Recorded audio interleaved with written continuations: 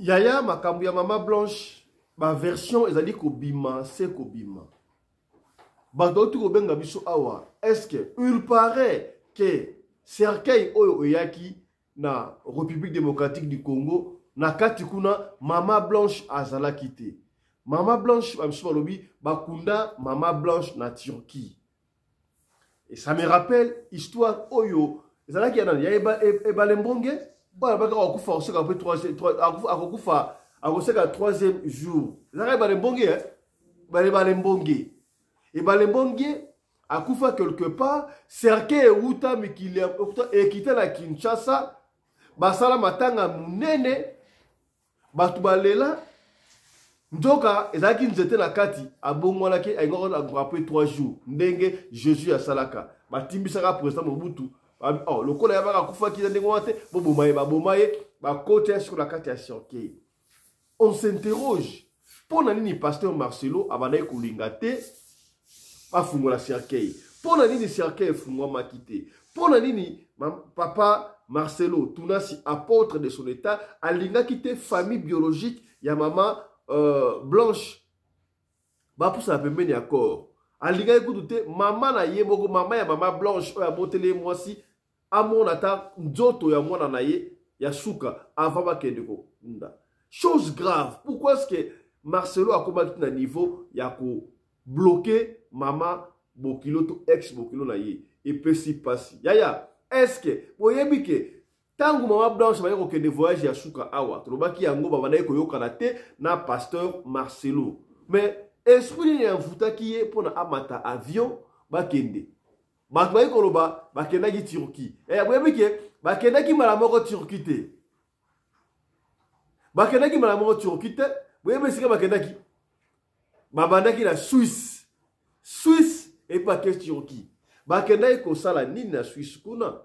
C'est ça que nous allons découvrir dans cette émission. Ya to ko sala kaka banalise. Sikabwe makambu oyo e choqué biso e pesi mutu ko soya ko sakalate. To ikoloba est-ce que famille ya Mama Blanche ba koki ko kenango pa mbula matalité ba ko porter plainte. Ceux qui va porter plainte te ndenge to sala intervention oyo na réseaux sociaux. Est-ce que ministère public moko procureur moko a koki koza makambu oyo en charge te soki ezalaki na bapays lokola Afrique du Sud lokola na Europe na miti oyo basi babengisi Marcelo batuna ye mais mpona ni mpona biso ezali kofanda kimia boye tokosola yango awa na émission ya lelo. Mbote na bino bandeko balandi ya radio lokola télévision, merci na confiance pe fidélité bozali ko continuer ko pesa programme oyo Radio Lokole, Masolo et Paiwapi chaque fois to kutanaka pona ko solola makambu oyo ezali koleka na communauté na biso africaine mingi ya biso ba oyo tolobaka lingala comme na ngai Fiston Pelende tata ya Sedek tolobaki yango tozala ba série émission pona ko mona clair na makambu oyo ya Mama Blanche. Ça n'exclut pas que tolobaka ba émission mususu lokola lelo suivez-nous en fait. Demain matin, nous allons passer pour une situation où ils allaient koleka na Angola. Si ils koleka na Angola, ça dit grave. Va répercussion na la République démocratique du Congo. Allez koloba yango si côté makambo na Angola, na koloba yango na émission lo boko ka makambo oyo nga na kobibisa. Nous sommes en train de faire des investigations, mais quelque chose to yaka na makambo ça ba preuve moko tangible. Ah to divagateur, et to divaguer ça bete. Awa so to yebi to benga ka expert ba ko expliquer biso lokola awa to ko solola na ba expert en ce qui concerne droit. Est-ce que ceux qui famille Mama Blanche ba kei na justice ba kolonga to ba kolonga te to ko solola yango awa na émission ya lelo. Kasi bantu ba yiki ba koloba Mambo ka benga papa Fiston. Moi makambu oyo ya Mama Blanche, oui c'est vrai. Bantu ebele ba kanisa lokola biso ba mama to tele makambu oyo tozali jalouse pona nini Marcelo abale biso te akiro bala étranger. Oui c'est vrai na kobomba yango te papa Fiston. Moi jalousie wana ezali. Pasteur Marcelo quand même. Muta commission na gloire wana. Muta sali ndengo wana ezali une fille du pays, Mama Blanche. Kandolo, oya komaki Blanche Tunasi. Na récompense wana, na o Congo pesa qui il fallait quand même a épouser une Congolaise pour na makambu oyo e matate. Peut-être ceux qui a épousé qui Congolaise n'était pas comme na niveau té. parce que bano azaka na ndeko na biso eloko pesi ke bato ba susciter makambo oyo ezong sa biso makambo ya kala ezali pona ake kobala étrangère et surtout tolandeli étrangère ango yepe akende ko luka makambo esika ba luka makambo yango wana ekomi boye epesi mutu ko swa nalobaki yango chaque fois soki si et seulement si là je peux pas confirmer que famille il y a maman blanche parce que 1,5 million et pas ya Marcelo pour éviter ils ont dommage intérêt tout ils ont partage pour 25% il y a des bango maman blanche je ne sais pas mais est-ce que ce frère basenga ki ndenge ba ali koloba to yoka ki on ndenge wana ils koloba partout maman walobi papa fiston tout ça l'attention so que c'est là qui yo pena bon to supposé yango ako ezaki lokola maman ya Marcelo maman ya Marcelo nazaki maman ya maman blanche obali 6 mois si to bien on a libala famille oyo sepelaka beaucoup plus ezalaka famille ya mwasi po mwana bango abali mwana bango apesi bango honneur ba sepelaki mais soki obali mwasi oui yona mwasi na boko mutu moko ezala c'est comme sous na couple oyo mwasi na mobali kaka nde bakoyeba mais cela ne fait pas dire que bakabeli yo que mwana wana a se détacher de la famille na bango te. Oui, c'est vrai. Il y a même des cas où la femme peut se détacher de la famille. La peut se détacher de la famille. Mais quand tu as un problème, na cas ya maladie, il y a moi si, tu as mobali, conjoint, to conjointe, il faut aller informer famille, soit il y a moi si, famille, soit il y a mobali. Évidemment, ma opération tchamiki, ma bibienne ou ratranangwa, ça peut aller. Mais ce qui est commis grave, famille à moi, si tu es un bal, il faut pas y avoir que non, moi, à bango, à ça, état bouilli. Et de la surprise. Bon, ce qui est arrivé, est arrivé. Quand la maman de Marcelo faisait ma cambouane la blanche. Pour la blanche, moi, je connais des femmes, hein.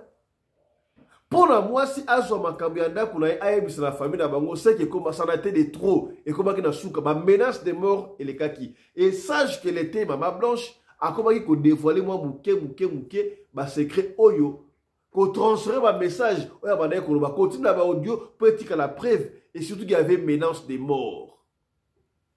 Il y avait menace de mort. Bah kena qui na Turquie, moi si à Koufi, tant moi si à Koufi. Téléphone ya mouwende parce que na temps tokomi na temps ko Android téléphone de ezo ko englober makambu nyonso tout téléphone de ezo ko englober makambu nyonso tout téléphone ezali bureau ya mutu téléphone ezali bible ya mutu téléphone ezali nyonso tout ya mutu mais pourquoi Marcelo d'après bato lobby a effacé ba message nyonso tout na téléphone ya maman blanche ce qui a effacé qui yango a effacé qui yango na intérêt nini. Bon, est-ce que croyez-vous que nous avons effacé yango là ce qui famille et ça la besoin si kaboué ba récupérer moi mais c'est facile. Marcelo Sogabi ba message wana effacé qui na erreur. Il y a des experts, ba techniciens et ça vous développement facile. Ce qui ba ki na téléphone maman blanche wana. Ba ko tsango na ordinateur, ba ko récupérer ba message nyonso tout. Et effacement. Le téléphone de maman blanche va parler elle-même. Bah message de ce rendez-vous. C'est très simple. N'est-ce pas effacer un message et ça la Google qui va faire quelque part. Ce que le gosse au kozongi ça message sur là et kozongi la yo et puis au conseil la recapitulation au koyeb makabo les gars. Et ça simple. Et comment continuer ma photo? Au moins téléphone on est quand son téléphone est bungi, retard téléphone est bungi ma photo là qui mesika boy. Nyo se comme sur Google. Attends, au charger le téléphone. Bah, il y a au téléphone. Ce que au soli, donc, récupérer. Ma cambunion, sauter bunga, n'a pas message et kozonga. Ça, c'est très facile. Il n'y a pas un problème. Si où on s'interroge. Savez-vous que Maman Blanche, babana ko yoka atena suka na Marcelo, wane komi confrère, yoka ki yango na ba vidéo, tout le monde ba vidéo, tout le monde ba audio, yoka ki yango. Maman Blanche, jour ya souka tanga on ga voyager sur le lobby, le lobby de Turquie. Na évité, atala qui déjà envoûté, to ndenge nini parce que ko kende Turquie, oh maman Blanche la ko kende, a sepela ki na ngote, ye moko ane ko linga ngote. Il para ane ko loba, na okende boni na ozonga te, na évité, ça je pas confirmer de ba ko loba. Kasi, je vais vous donner un détail. boyebi ke mama Blanche tant bakendaki malamo tiokite. Bakendaki malamo tiokite, bakendaki na Suisse. Na Suisse. Suisse o bakendaki wana. Est-ce que boyebi ke Suisse ezalaka centre moko satanique esika Kadiam Pemba Fandaka, Waso Olanda yango bien, Ubengei, papa ya Suisse, aloba yango balibele, ah, papa ya Suisse, mbotena yo, papa ya Suisse, papa Sunda. A expliqué comment est-ce que Yemo comme Kozabango a Fandaka bongo na Suisse. Elle boka yaka na Cape Town, elle boka na Pointe Noire, azalaka na Suisse. Et si kaba initiaka batu ya makasi. Tu n'as pas témoignage, non? Des fois, ebele ba kenda ba Suisse ba lebele papa Sunda loba yango awa papa ya Suisse ke mutu nyonso akufi na basumu o eba ke na mokili soka akufi akenda kana Suisse na kozonga na lisolo ate papa Sunda loba yango kota na chaîne komona yango a expliquer comment est-ce que ba musicien osto yebaki ba musicien chrétienne ya mokili nyonso tout kuta lobi amona papa azobeta ba brique. So papa va mettre ma brique, amona presque batunyo surtout. Kuna. Papa Sunda. Il pas voir la molimo. Parce que la Suisse kuna. A mettre isolé à Marie Misambo awa ezali na chaîne na biso wana. Pour l'année ni Marcelo a memaki mama Blanche na Suisse. Apparemment Suisse, c'est le pays le plus propre. Il y a Europe, oui. Suisse le pays le plus propre à l'Europe. Nandenga vision la vie à mukili. Parce nandenga vision spirituelle. Suisse c'est le pays le plus sale. Il y a un pays surtout. Pour y Kadia Pemba avant d'akuna. Est-ce que bakenda ki naye parce que comme mata oh maman ben ça louer nanda pour naye azo mata avion c'est comme si arrêté sur ya yusu basi arrêté envoûté azo kenga ba otindiga ne ba na sens boko ya kinoiserie ya ndenge ba koko ye basi ba le ota bona poso ya pamba basi ba leye elle pouvait même kokufa na kisasa mais ba longolie na musika ba kei na ye kuna tango ba ke na Suisse kuna donc ba molimo na ye etikala ki na Suisse déjà il paraît doit rester na Suisse déjà donc nzoto na ye ba kei na ngo na Turquie pour na ko masquer. Maman là, il va fiston. Moi, je doute fort que cercueil oya qui wana Kinshasa, ils allaient cercueil ya Maman Blanche. D'abord, tu vois qu'il y a que Maman Blanche a kufa ki na salle d'opération te. La salle d'opération te a kufa ki na hôtel. Bon. Tout ça, moi, analyse mouki. Tant que Marcel Lobby, moi, j'étais au 4e. Ceux qui na 4e, je sais pas, il dormait, je sais pas, il me m'a placé dans la 12e, bon, peut-être que étage différent. Et c'est là qu'il y a hôpital, et c'est là qu'il y a hôtel. Bon, est-ce que, bon, hôpital, c'est là qu'il y a hôtel, na kati, na comprendre de quoi on a bien été. Parce qu'elle était bien portante à Kendaki Wan. Hôtel, il y a même hôpital. Tala kotseki, tala kumamba. Soki akufaki na opération te, akufaki na chambre d'hôtel. Akufelaki ndengeni. Pendant qu'elle dormait, invocation ezalaki. Ba ese ki afinika hydra moko. Ndengeni na lobaki na émission de kia, bakanga niembes et pas Marcelo, ndekomora seka ba visto, bakanga niembes. Tonini.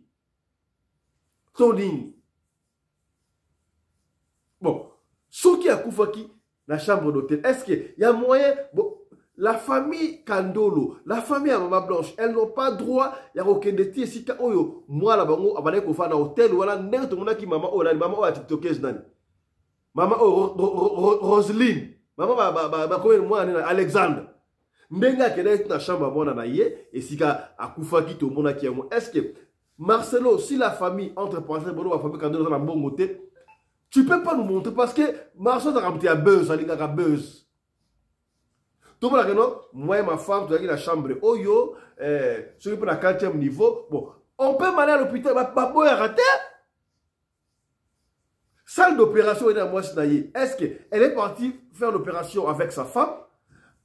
atikaki na chambre d'hôtel moi ça ke moko to ba kendaki ti wana amone sika ba sala moi na ye est-ce que attends-moi photo zate mutu moi ko témoin zate est-ce que c'est vrai na kozo na makambo attestation de décès parce que c'est expliqué dans l'émission l'équipe déjà awa docteur a expliqué biso le kola le expert et droit pour expliquer biso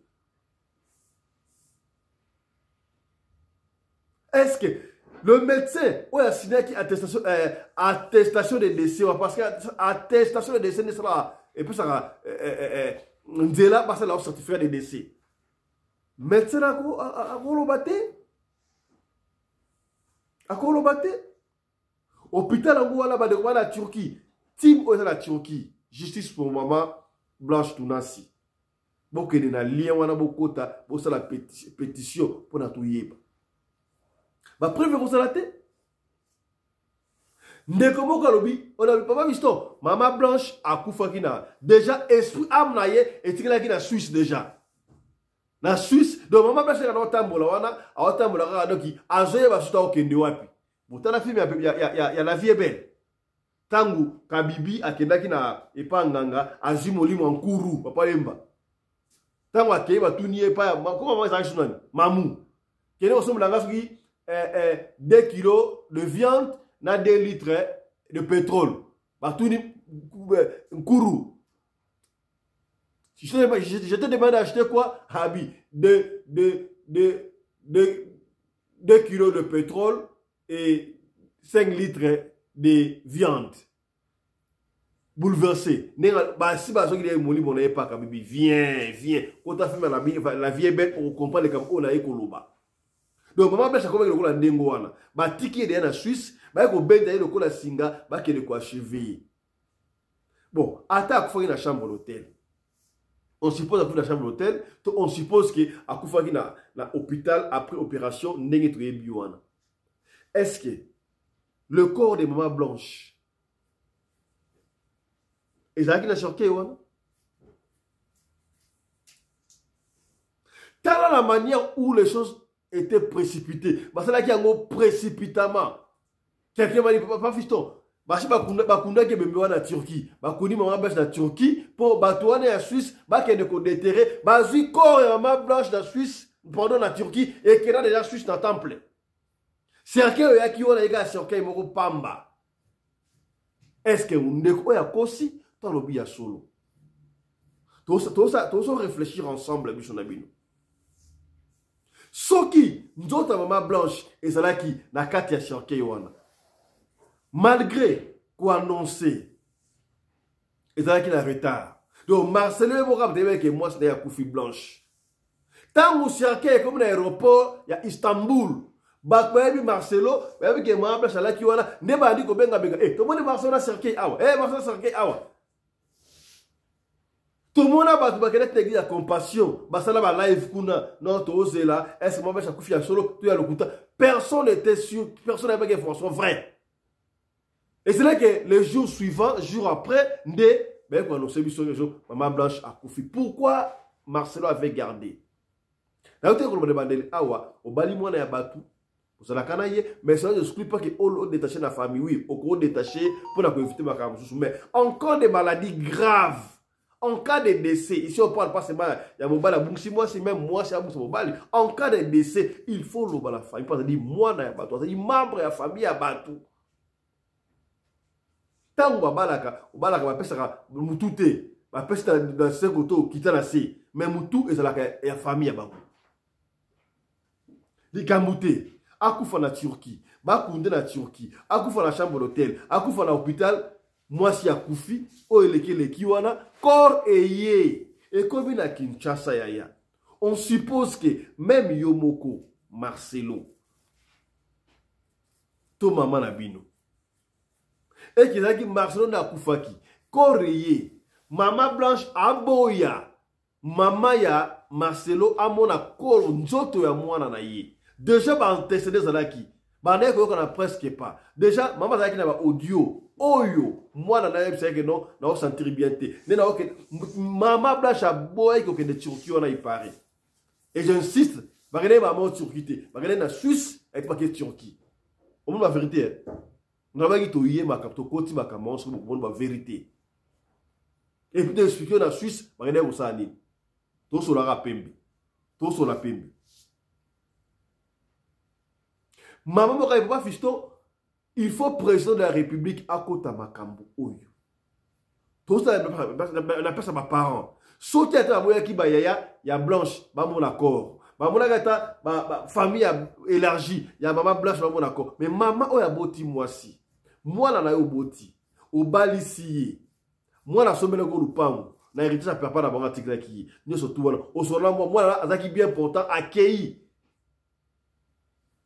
Entre parenthèses, comme ça là moi opération à Mouki. Moi là wana kufi. Au bout ya ndengani ni famille à moi si ton maman au fond la cercueil à mon attendre ya moi na même na morgue la famille ya maman blanche parce que la bienvenue. Pourquoi ça? Et c'est là qui canaille esprit mabe tone baba na ko bomba nini matanga abso to mona matanga de lekaki na matanga wana na matanga de lekaki wana en principe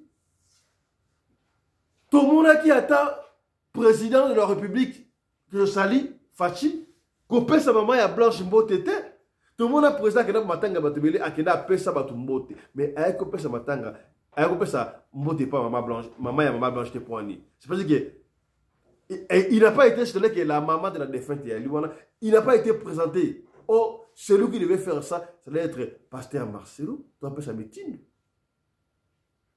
Et bébé Komba, parce que allez, Mbalamoko, Nastan Raphaël, décoration Makambutu, Bakeko Kunda, Bakundi Yango, précipitamment d'Engoana, sans pour autant Balandela. Est-ce que la carte ya Shorke Yoana, Maman Bachaï na carte Kuna, Tala Kunteki, Tala Kumamba. Tobi Tumsama qui awa pona nini pendant tout ce temps. Pona nini pendant tout ce temps. Famille à Maman Blanche, ba porta qui plainte cité. Ba porta qui plainte cité. Ba fanda qui nie, ba zaki na ba audio oyo. Ba bane ko zela, ba pesa ba mbongo. Ah, sko mbongo ba wonke mbongo zomité pour Marcelo ba ki non, tout le monde ba prédication na ye. Ceux qui ont un koufi, maman, on peut s'en bloquer côté, et ça bloque un homme balayo, on a qui passe, et qu'on s'en crée net qui a mon famille, oh, peut-être, ma famille à maman blanche, bien sûr, famille à maman blanche, bien sûr, bah, Sidika qui, bah, mon que c'est fini par la bango, tango, Marcelo, à cette date, à Kekobala, bah, mon que non, Bilia Kibiso, Bikokito, Panzakaka. Tout le monde qui a, pour l'année, bah, qui attend na mbura maternité. Est-ce que si un ministère public Mburamatari tout le monde a rien awa mutabini magoda ba interpeller yakana noir oye moi bêtise ba interpeller yakana l'état tout le monde qui makam oya ya mwana ntuka awa ndenge pesa ki ministère public to bazuzi ba invita ki jibe yakena sans pour autant porter plainte. Tout le monde a fait un divaguer mœurs. Alors, ça n'a pas été. Bah, quoi inviter, attends, va porter plainte parce que réseau sociaux est au fond d'abat. L'État a Marcelo a s'interroger, a interrogé. Attends, va fonditer. Maman a expliqué à lui non. Si pour les gens qui moi na yo, a kufinde mwana, ba boyo o mona ko ya mwana na yo. Oko sepe rango. Maman ya Marcelo nenga aliwa. So que que Marcelo da kufaki. Blanche a boyé à mon accord. Alinga se perango. Na nindo na mama oyo nenga oloba. Mama oyo nenga zo expliquer awa. Toi l'explication maman oyo nenga zo expliquer. Il peut s'y passer que le président Fachi doit intervenir si Kabwe. Na éviter si c'est le président Fachi ou bien c'est Bazouzi. Il faut pas intervenir. Moi, na ya Moutobali, à Koufi, cercueil est presque vide. Et cercueil, voilà, c'est tu as évité, maman blanche, on a 4 cercueil, voilà, tu as zaté. Est-ce que, maintenant, tu as déterré, voilà, tu as zongue les yango. Mais tu as maman, oyo, et bon, tu zongue, suivez. Mon message s'adresse aujourd'hui à Tshisekedi. le président de la RDC. Si vous ne connaissez pas ce qui s'est passé dans la vie de Blanche, vous avez le droit que les autorités, depuis quand, vous allez voir ce que je veux dire cela, depuis quand j'envoie ma fille en mariage, le mari, il prend ma fille en captivité, il torture.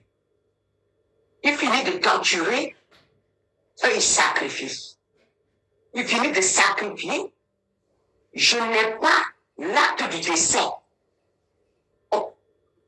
Je n'ai même... Mon gendre ne vient pas en face de moi me consoler. On pleure ensemble. On crie ensemble. Quels sont des types de personnes qui sont en train de cautionner ce genre d'attitude? Je ne sais pas si vous êtes encore des humains ou on a volé votre cerveau. Franchement, ça fait mal. Je ne m'aimerais pas me retrouver à la place de la maman de Maman Blanche. Cette femme, on s'est moqué d'elle. Marcelo se moque d'elle. Premièrement, elle a bloqué la maman de Maman Blanche. Donc, vous, des brebis là, je ne sais pas ce que vous avez bu. En tout cas, j'ai délivré un démon qui partait chez J.P. Macanzo. Le démon m'a dit que, il y a le feu ici.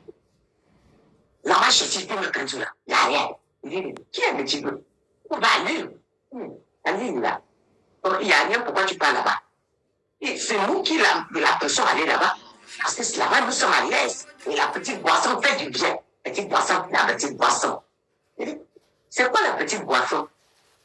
Il dit que le sel, c'est que vous appelez la sel, c'est la petite boisson. Tout le monde donne les enveloppes, les enveloppes, les enveloppes, ce sont les enveloppes, ils n'ont plus, ils ne réfléchissent plus, et bon. Le démon m'a dit. Ouais. J'ose croire qu'une femme qui a déjà porté l'enfant dans son ventre, même si cet enfant n'est pas encore grand, tous les mères du Congo, de la DC, devaient se retrouver devant l'église de Marcelo. Mais c'est horrible ce qu'on entend. Je dis tous les mères de la RDC devraient se retrouver devant la porte de Marcelo pour défendre la mère de Maman Blanche, pour qu'on comprenne quelle est la cause du décès. C'est la moindre des choses.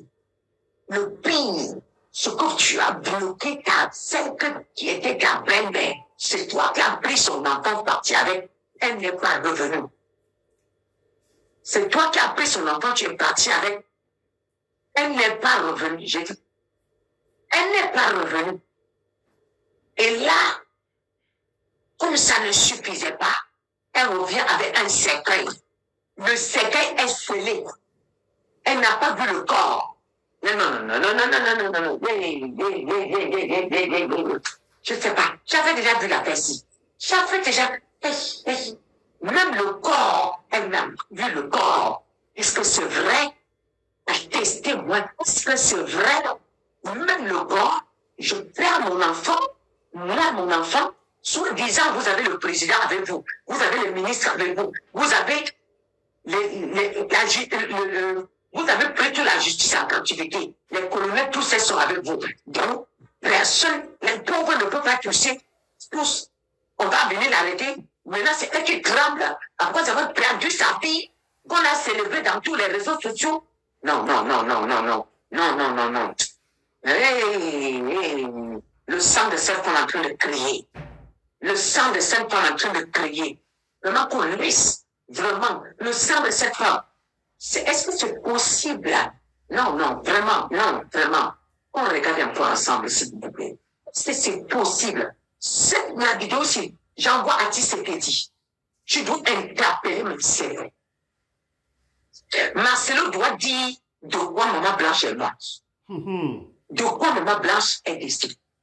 Marcelo doit dire. Marcelo doit rendre compte. La justice doit faire son travail. Oui. Je dis, la justice doit faire son travail. Il n'y a pas un homme qui est au-dessus de la justice. S'il était un homme de Dieu, il devait faire les choses légalement. Ah oui, s'il était un homme de Dieu, il devait faire les choses légalement. Hein? Non. Elle n'a pas vu. Oui. Donc, depuis le jour que Blanche a rendu là, depuis ce jour, Pasteur Marcelo est devenu l'ennemi de la maman de Blanche. Pourquoi? Parce qu'elle a peur qu'on lui pose des questions. Parce qu'il a peur qu'on découvre des choses. Hein? Comme a dit mensonge, maman, est-ce que si c'est des mensonges, c'est pas grave. Mais que la justice fasse son travail, le bien-aimé. Non, elle m'interroge. Je ne sais pas si une femme qui a déjà accouché, vraiment, peut tolérer ça. C'est même à ton pire ennemi, tu ne souhaites pas ça. Hein? Même à ton pire ennemi, tu le souhaites. Oh. Pardon. Tout simplement ce que je demande là. Vraiment. Je veux que tu sais que dit. Fasse une communiqué derrière ça. Si ce n'est pas le cas, vous connaissez. Vous connaissez ce qui se passe. Parce que vous supportez tous les francs-maçons. Hein? Vous supportez tous les francs-maçons. Vous supportez tous les francs-maçons. Parce que tu peux vous quand même. Si c'est que vous savez ce qui s'est passé. Vous couvrez. Tu sais que tu fais quoi? Qu'est-ce que tu dis?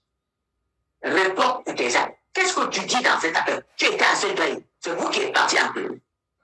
C'est toi qui étais là-bas. Tu sais que dit. Et toi et ta femme. Madame, tu sais que dit là. Toi, on peut faire ça sur ton enfant. Toi, on peut faire ça sur ton enfant. Même si c'est que dit toi, parce que toi, tu peux faire ça. Mais c'est que les dossiers que vous ne creusez pas.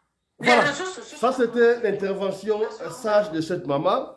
Mais alors, les gens s'interrogent. Pourquoi est-ce que la famille de Marcelo, la famille de Maman Blanche, plutôt, a faire la justice? Ceux qui m'ont mis en la justice, est-ce que, Bakolonga, lokola Marcelo a balagi moi là-bas, on a petit mbonga tika nyongote. Famille Kandolo, to famille Maman Blanche, baza na droit ya ko porter plainte contre Marcelo. Nandenge baboyaki bafungula cercueil, nandenge baboyaki bangona ko tonzoto ya mwana bango. Est-ce que ce que juste saisir ango, ba na droit ko déterrer Maman Blanche dans nétropole entre ciel et terre? Bah écoutez la autopsie, il y a vrai, à quoi qu'il n'a nini, ton ndenge nini. Le coup la bus n'a rendu le collet, tu le grand pour information la source.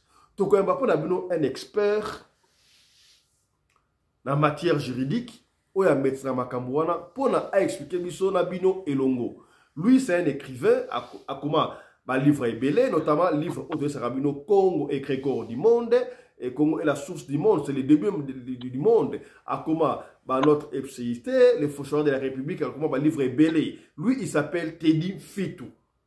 Dans la Bengacaye Armstrong Tour du monde. À la Belgique, en cheval de la Kinshasa. À la casquette est belé. Il a fait les droits. A yebi droit, na biso na Congo, ndenge et sanamaka. Na yebi pour la bino, monsieur Teddy Fitou. Teddy Fitou, mbote na yo. Bonjour, Christophe Pelende, Papa Sadek. Voilà, na tonga lelo to déranger moi muke pour la tour na besoin koyeba makambu oyo, c'est-à-dire koleka na communauté na biso sur d'abord ça a commencé par les mariages à pasteur Marcelo Tounassi, na maman Esther Aïcha Tounassi. Oyo azali malienne entre pasiko boye akoma congolais parce que bali congolais les batba yimi pasteur Marcelo te ko couvre sa moi na Maman Blanche oyo ça avait tiré de partout et 3 mois après il parlait il y a Molimo célibataire et une année après ayekobala mwasi mususu kasi eseli ke bato babanda kosinterroger est-ce que alingaki mwasi wana to alingaki mwasi wana te bon wana c'est pas un problème.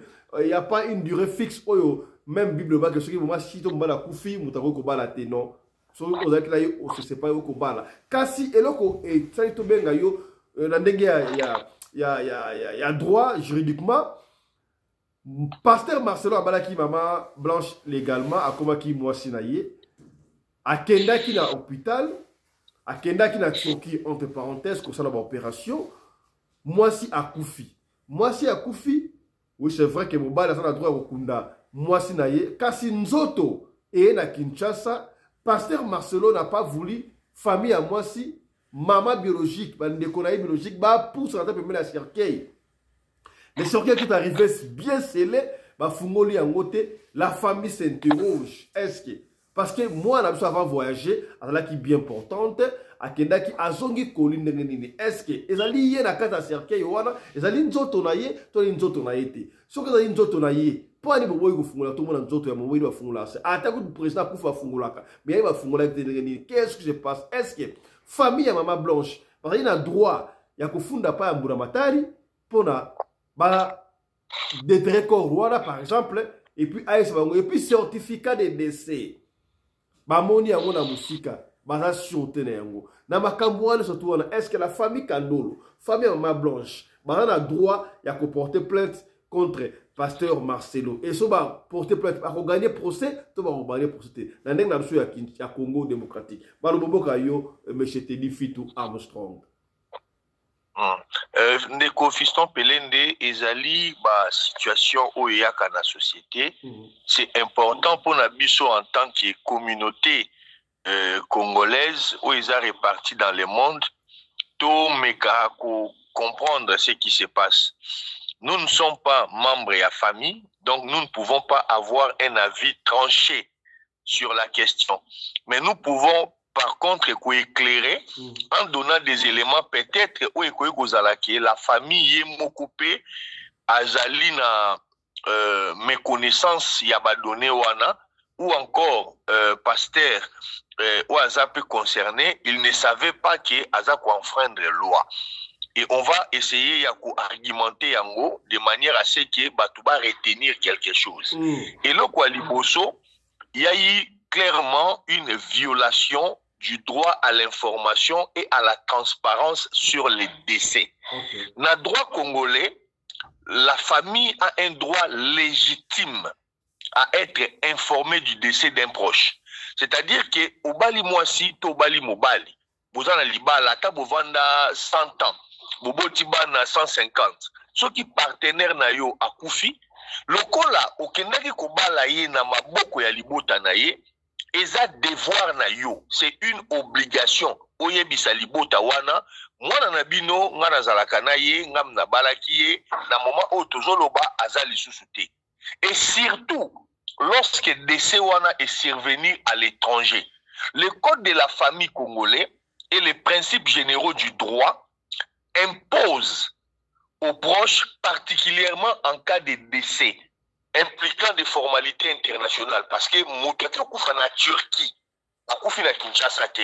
Donc il fallait vraiment transcription et acte de décès, document et rapatriement pour permettre que les familles ou les bungisi de Konabango, bazala na le cœur apaisé ya oyeba ke réellement yote mutokendaki na kwe moko na mulili peut-être obomiye oyo lobaka ka Koufi. Vous comprenez un peu. C'est pour cela que dans le cas il y a droit na biso ba élément wana pona ba procédure nini faut que ça là pour permettre ba conflit après décès ezalate. Le pasteur Marcelo a manqué à son devoir de notifier officiellement la belle famille, violant ainsi leur droit à la dignité et au deuil.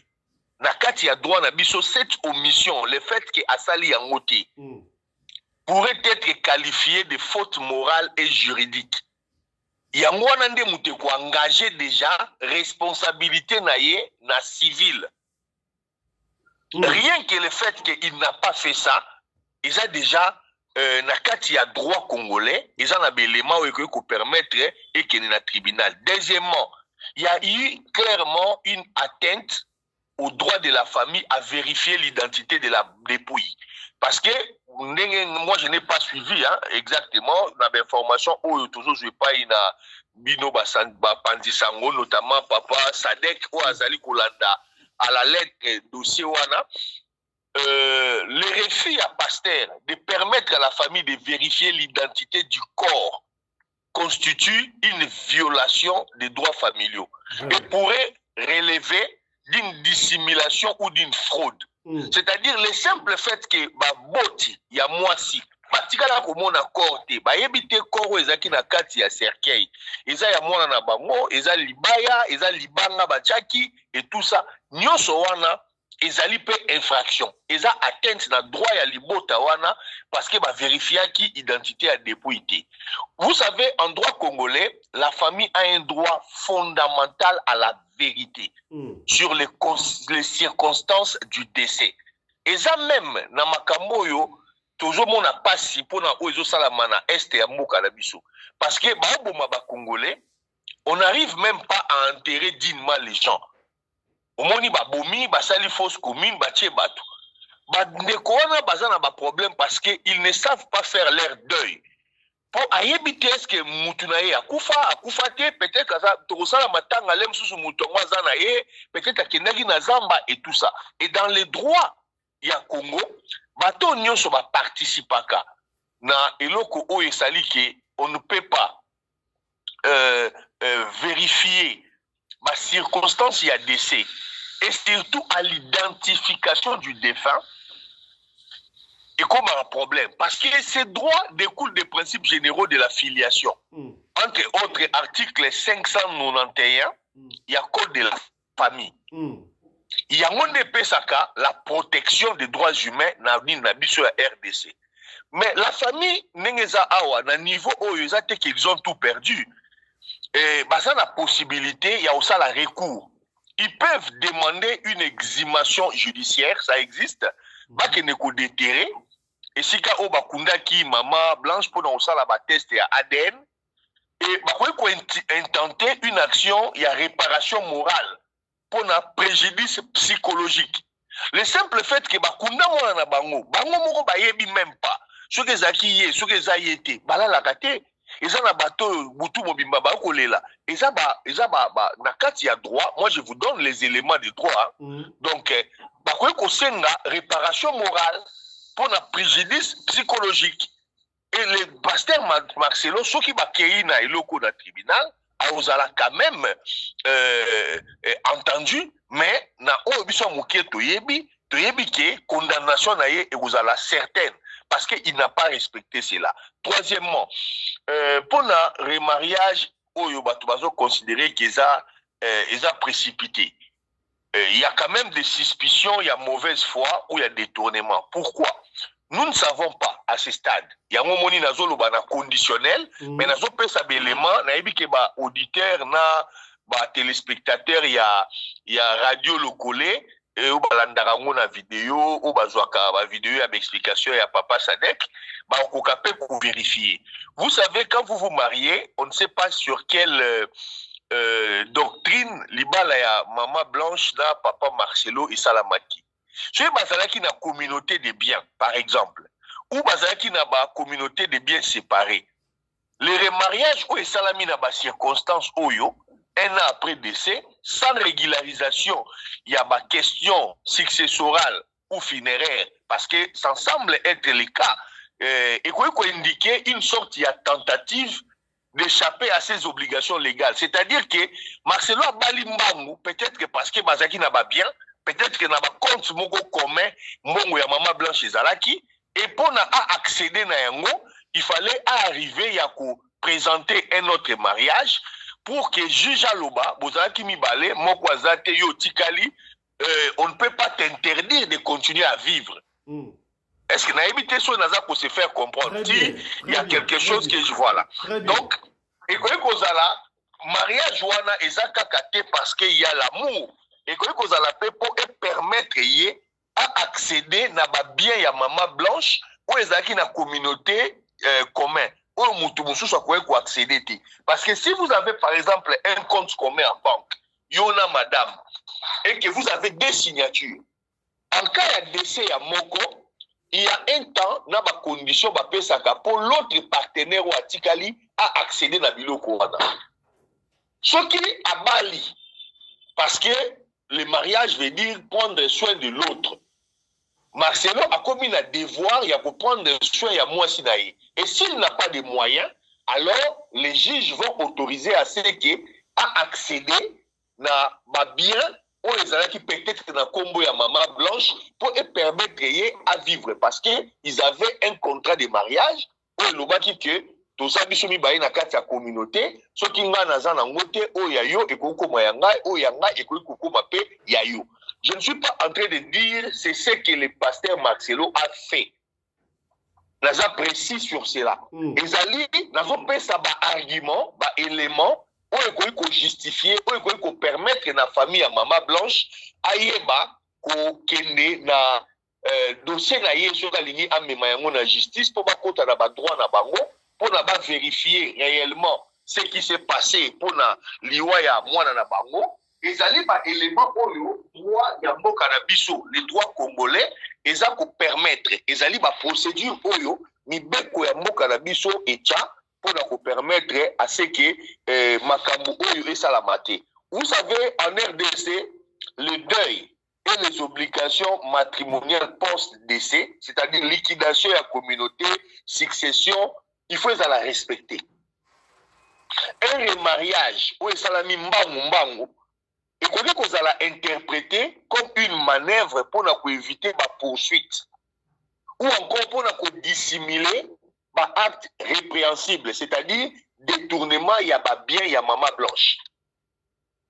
Ça, ce sont des éléments. Il y a dossier Oyo, toujours na Libanda, j'insiste, je n'ai pas les éléments du dossier. Je suis en train de réfléchir sur le plan juridique en suivant les informations Oyo, Bino Bapandisango, ou Pessibiso, population, et sur lesquelles Tokokiko, Mekako,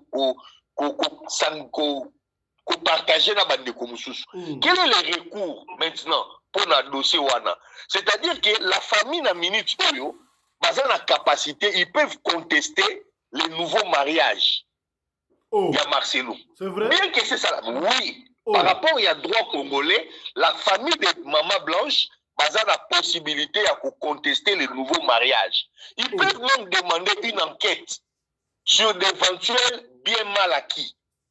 Si Maman Blanche ou Yakoufaki avait des droits patrimoniaux ou ils non respectés. C'est-à-dire que bien que Balatani Alliance, Basali Bafet, Bakamunyoso, même Basali Amona Poto, comme Bazala qui va siger congolais Bango Mibale, et que Libala na Bango Zali reconnu dans le droit congolais, la famille à Maman Blanche basa la capacité dans le moment où par la justice, il y a pour contester le mariage parce que la succession par rapport à Maman Blanche et Salamina nous na lolenge oyo mibeko ya mboka ezali et ba gagner parce que ce qui y a un problème et alors que somba lupangu yo sombi lupangu na yo ozate otikeli bana na lupangu noko na yo ayate ki lupangu mutu asombi lupangu soki bana bakei na justice bakoyebisa ye c'est vrai que osombi mais osombi yango na maboko ya mutu oyo te à respecter mibeko ndenge fallait salama. Ça ne veut pas dire que Baobimisa Bana wana, non. Baozongi c'est la bango na bao et le la bango parce que bango ba te quitté. Et ça peut le pasteur Marcelo. Abali mwasi na ye, eza bolingo na bango, nous n'entrons pas dans les détails ya libala. Mais par contre, le coup a respecté te mibeko ou esengaka en cas de décès. La procédure au salama, la famille a cette responsabilité, la famille a cette capacité. La famille, ceux qui a aligné, a connu qu'il y a la justice, et moi je vous confirme, par rapport aux droits congolais, à regagner. Et un autre point, Ezali, la responsabilité internationale et défaut de déclaration du décès. Dans l'information, ils ont circulé, ce qui pasteur Marcelo n'a pas déclaré les décès aux autorités congolaises via l'ambassade ou le consulat, parce que ça semble être que Moutou a signé qui acte de décès ne semble pas être un médecin. C'est ce que j'ai entendu. Hein. Moi, je n'ai pas vérifié. Je prends les informations telles qu'elles ont circulé dans la presse. Et Nicolas Kisake, il a enfreint les règles du droit international privé. C'est-à-dire qu'il y a une transcription du décès dans les registres d'état civil congolais. Et ça est obligatoire. Surtout lorsqu'un Congolais a koufi libanda pour permettre à ce que Moutou Moussou Souté a usurpé l'identité à Mama Blanche. Donc, ce qui a ça qui démarche officiellement, ça veut dire que moi, si il y a Balilelo, à côté qu'on s'est présenté comme Mama Blanche, par exemple, ce Bazaki n'a compte dans Dubaï. C'est là qu'on me met dans Dubaï, parce que dans Dubaï, officiellement, il n'y a pas retranscription, il y a dessin dans les documents légaux. Alors, on s'est présenté que Ngane Mama Blanche d'ailleurs certainement dans Dubaï, dans Chine, dans l'Afrique du Sud ou ailleurs, peut-être que qu'on permettre à accéder à compte et à Mimisambo. Voilà pourquoi la loi oblige à ce que Babilo Kouana est à la retranscrire pour la banni. Les article 441, il y a code de la famille. Donc, je donne des indications pour nous motiver. Quelle est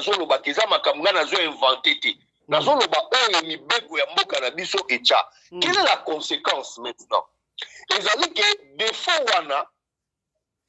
il y a Marcelo, ceux qui a salaki retranscription, il y a acte légoté, il y a décès à Mama Blanche, avec accord, il y a famille, parce que les autres ceux qui ont sali non. Il faut aussi que la famille à moi dans la bango, oui, moi na biso akufi, on a pas oyo, bango bandimi na noté que moi na bango akufi parce que ba mona corps na yete. Vous comprenez pourquoi les bandeli na bandaki likambuya exhumation judiciaire. C'est-à-dire que la famille est contestée pendant le bas, il y a yebisa biso moi na biso akufa, mais biso toza sûreté qui akufa, pour toza na preuve qui akufa. Rien que d'état wana et qu'on peut permettre d'abord va annuler ba acte et succession au salami, c'est-à-dire que Marcelo a accédé dans ma compte, peut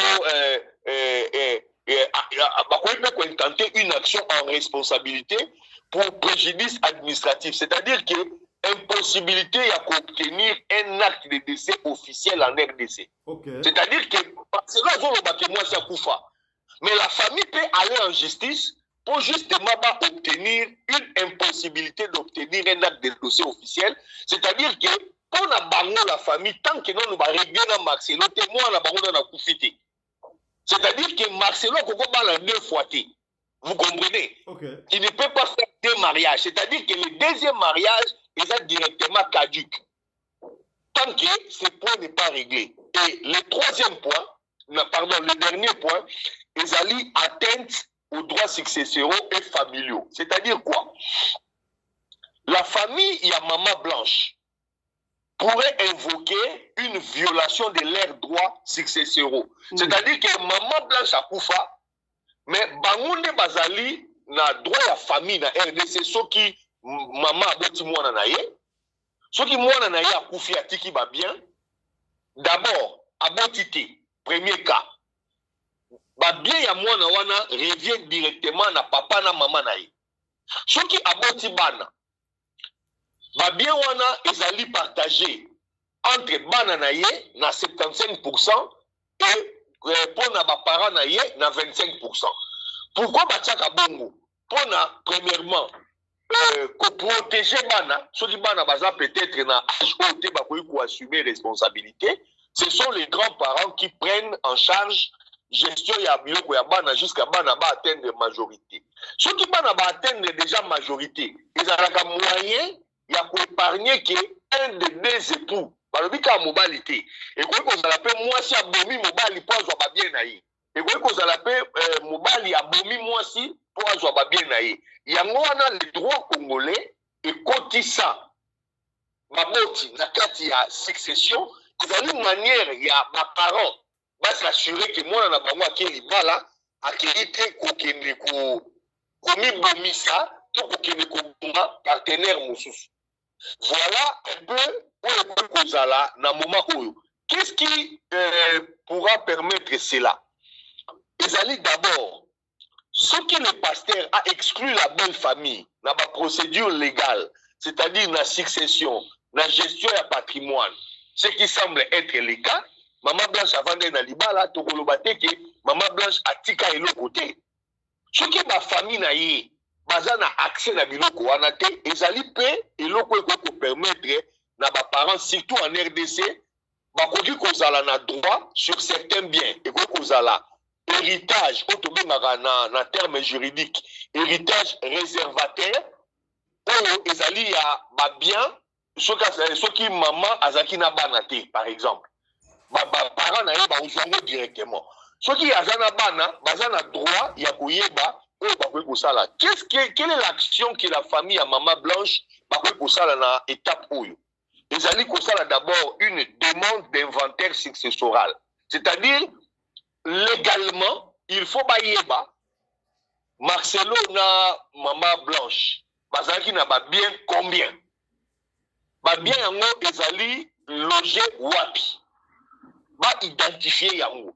Et en fonction il y a régime où bazaki nango na libala, tu bazaki na communauté des biens.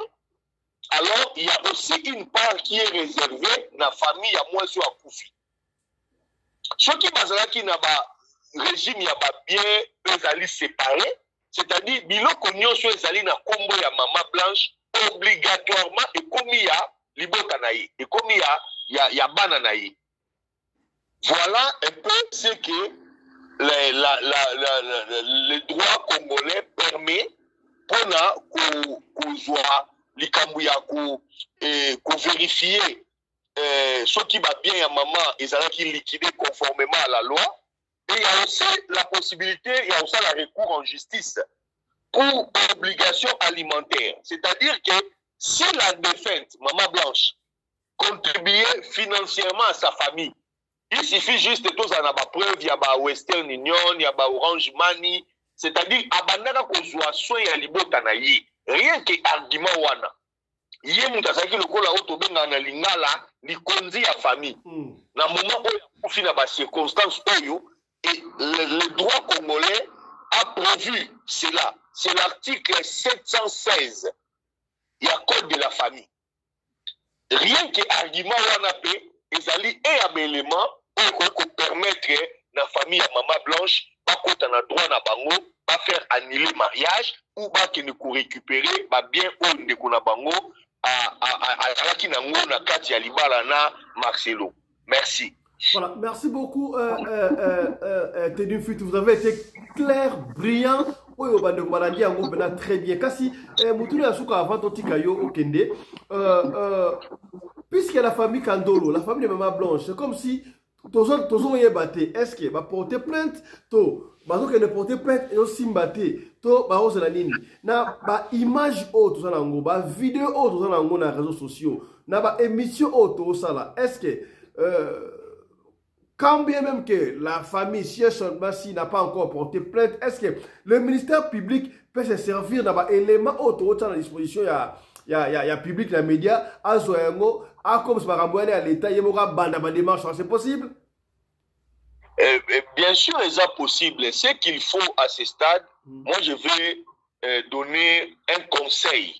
Na libota, ce qui est sa volonté na bango, en fonction de l'élément public. Là, j'ai insisté sur Yango.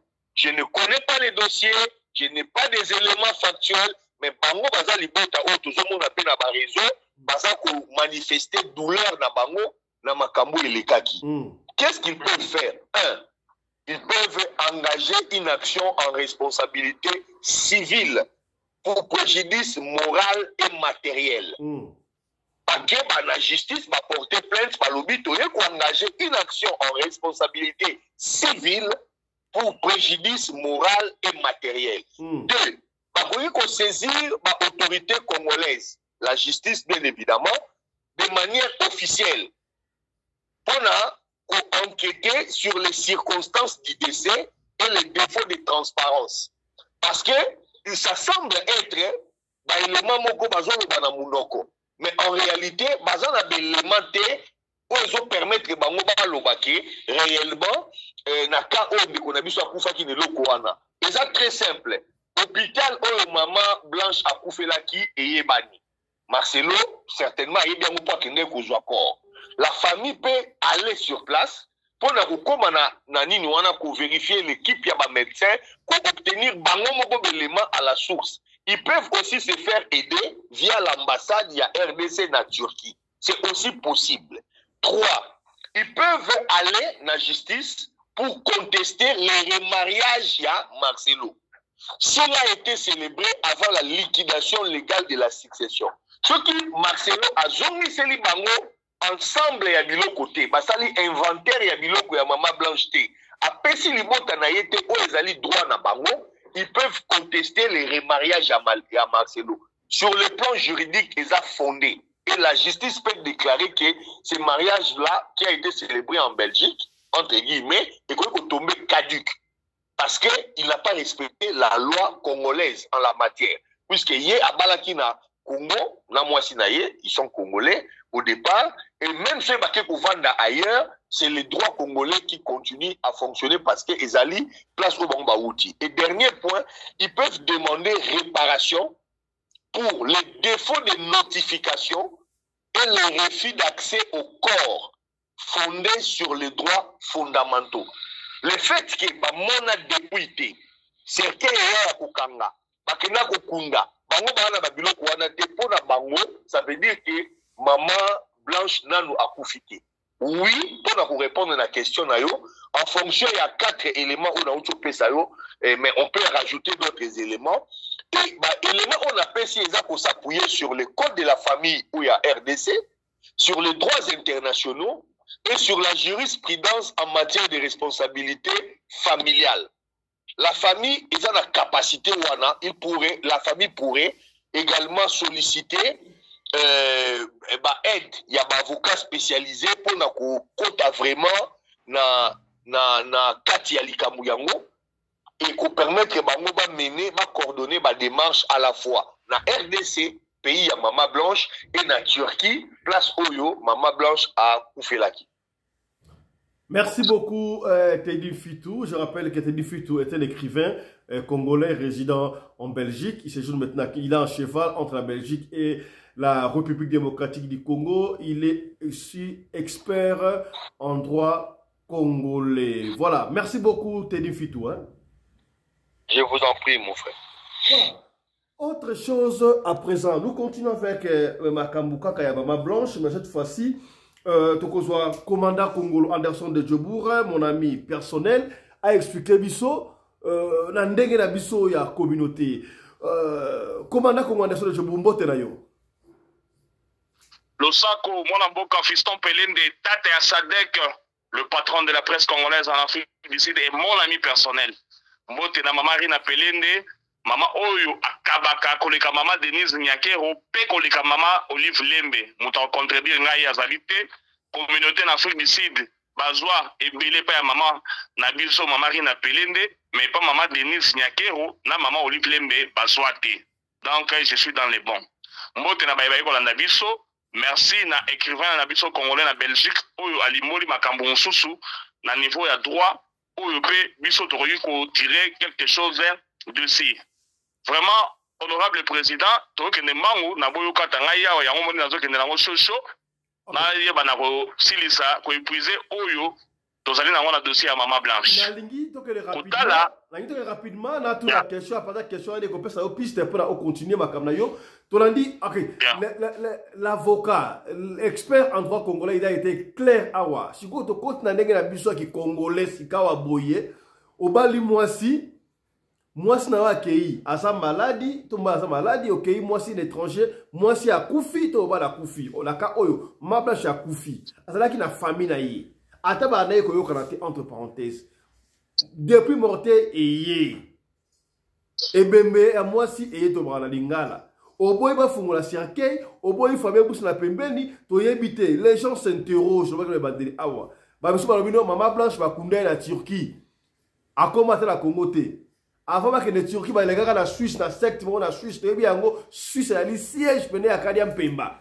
Ba tika esprit na Suisse, ba kera na poso pamba na Turquie. achevé kuna soki ba faire un hôpital no éviter soki fait ba kanga niembe na chambre d'hôtel on ne sait pas et bembeye ba boy famille mona mama biologique ba boy ya mona ba ke ko kunda nyonso tu wana pour la famille on suppose est-ce que soki ba bino pour na bango moi na bango blanche akufate arana na bo moyi bazana raison to ba raison de so za ki yo ndengo wana bolinga bozo ya ngone ni analyse makambo wana est-ce qu'on peut maintenant confirmer moi muke que peut-être maman blanche akufate atika la Turquie to ba kunu na Turquie to ndenga nini na ebité ba bomboka yo commandant congolais de Jobo.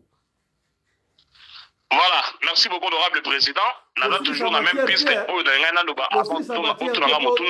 parce que na landi na boké bignon. Oui boy, ko ça matière tepo dossier za moulayi Ouais, na kolobana moi le moment où ebikaka on fait la course à la montre. Problème nazali na ngwa ezali boy. La piste haute aux allées. Est-ce que preuve il y a maman blanche à Koufa ezali ou bien ezali té actuellement tous la piste wana té. Preuve ezali té que maman blanche à Koufa. Je vais évoquer ici des cas.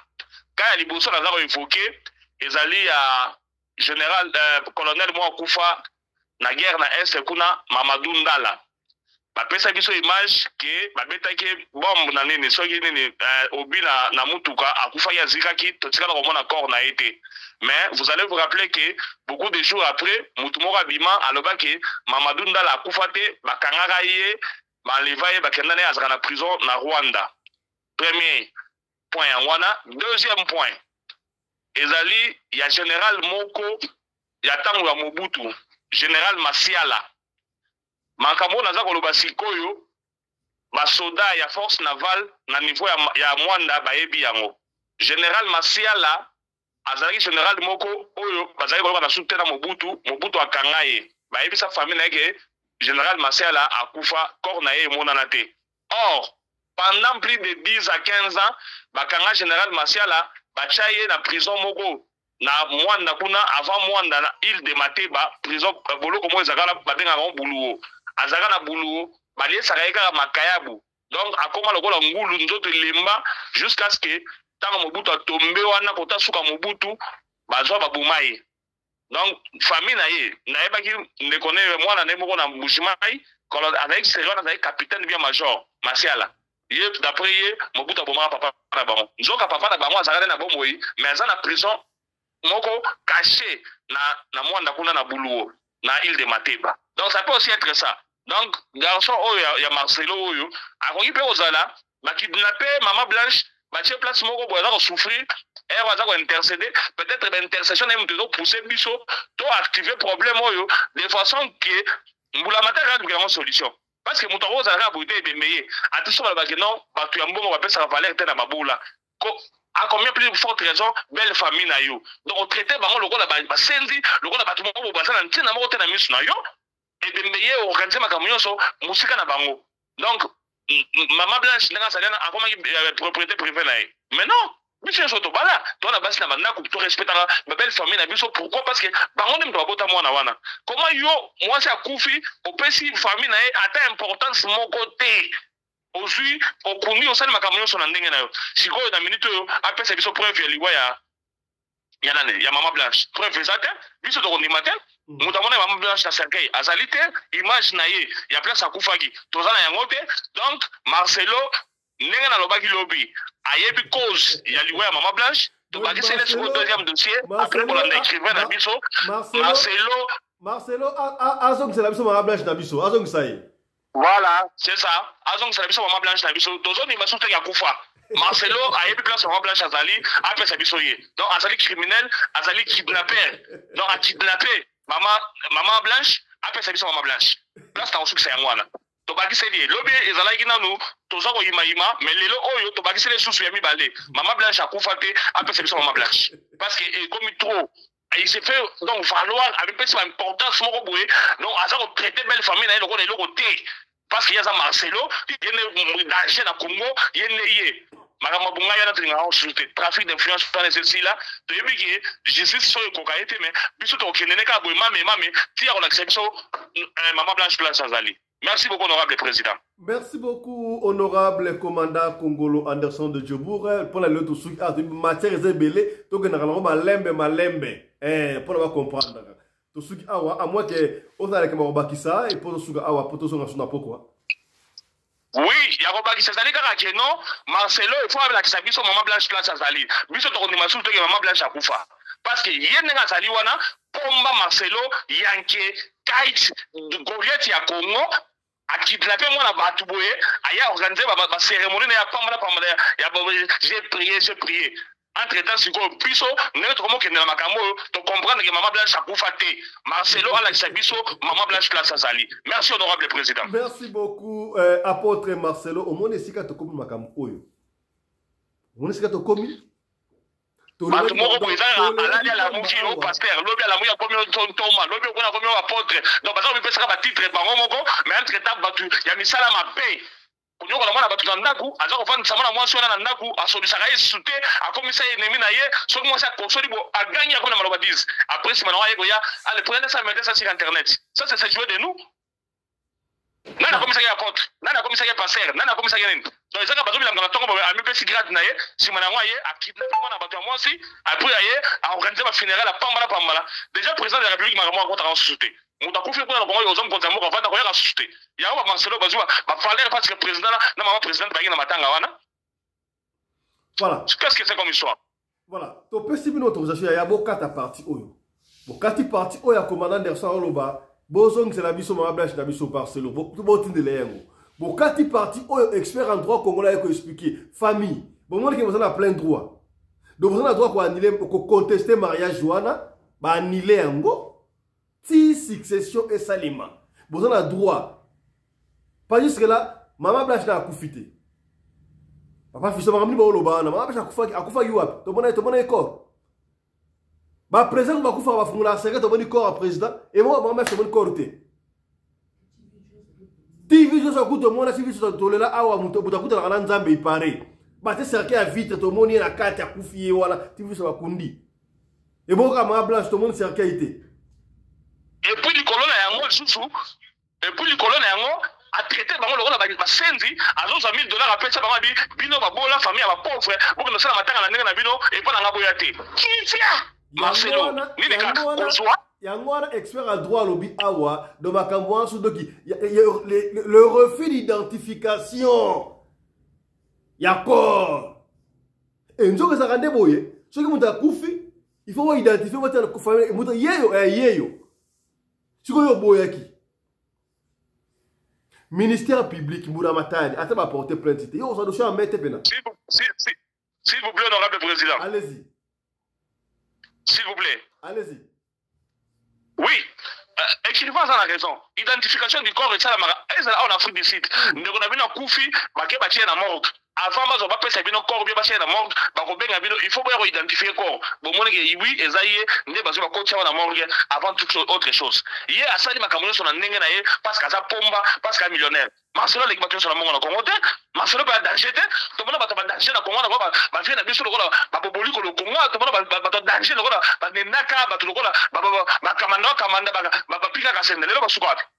Marcelo ya kansa azana na Congo. Marcelo azana na Congo. Ba petit mo pamba ko sa so bebe na mutubu ayo sa na bato pour minimiser famille bato yo po ko Marcelo. Donc tu prends la charge d'enterrer mutu ya lukuta oko sa biso que non et ça maman blanche. Biso pour na biso to yebi que maman blanche a confité. Marcelo fa biso maman blanche ayo biso place azali. Un malhonnête, un escroc, un criminel. Voilà. Merci beaucoup. On s'arrête ici pour la lelo. Marcelo, tout ça a besoin à maman blanche na biso. Nzete na osaki na cercueil wana bilaki obikoki. Ba matière na téléphone oyaya. Makambo to koti maman blanche. Bo benga papa fisto, osolo bate, bo ça appela commandant Anderson, boya ko maman blanche. To bana ko ça ba investigation, to bana ko luka ba matière. To ina ngoya mobimba. Est-ce que boyebi ke cercueil wazaki ya pamba? To zongi muna lisoro e ba lembonge. E ba lembo. Gem sa baka akoseko, za ba lembonge no.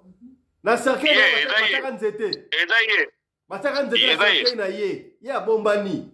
Tiba timisa mobutu, ba ko bomé ya solo. Donc on nzete na cercueil auto e bien ngode et eza nouveauté.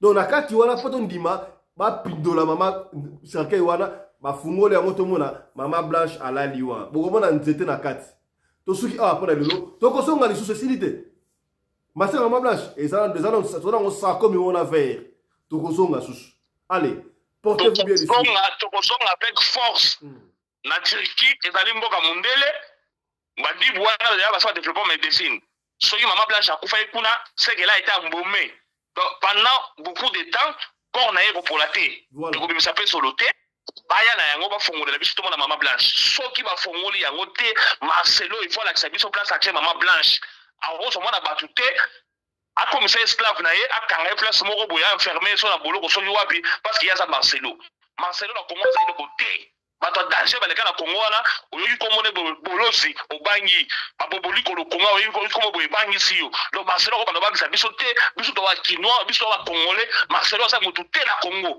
akomena ni Joseph Kabila donc ndenge sali wana biso il faut la biso to okende ko déterrer ko mama Blanche soki te ala kisi biso mama Blanche na biso akomi ya biso ala suya ete akomi ya biso parce que il y a déjà comme na makango na eso moi si na eso expert biso to za siko na posa ya mwana na biso Maman Blanche, toi, la prochaine année. Merci beaucoup, honorable président. Voilà, merci beaucoup. Donc, to boite Marcelo Bali no moi sinayo, malgré to la justice to contre ce mariage, mais et to Bali moi ça pour mériter, donc c'est la biso moi na biso, ya na biso, nek na biso ma Blanche, donc c'est la biso ye azali wapi.